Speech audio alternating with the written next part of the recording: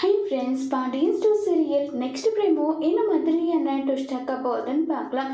பாண்டியன் எதுவுமே பேசாம சைலண்டாவே இருக்காங்க.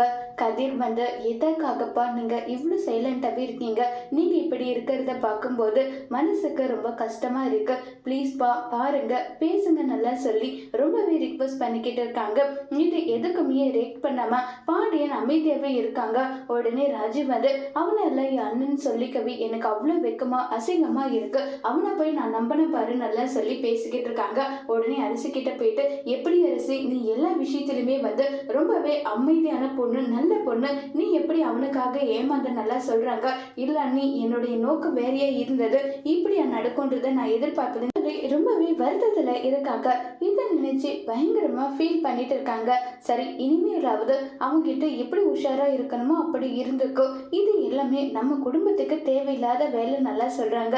சரி அண்ணி, நீங்க சொல்லிட்டீங்கல்ல, இனி அந்த மாதிரி நான் நடந்துக்க மாட்டேன்னு சொல்லி எனக்கு என் குடும்பம் தான் முக்கியம், வேற எதுவும் எனக்கு முக்கியம் கிடையாது, அப்பா என் கூட பேசினா அதுவே எனக்கு போதும் நல்லா சொல்லி அரசி சொல்லிட்டு இருக்காங்க.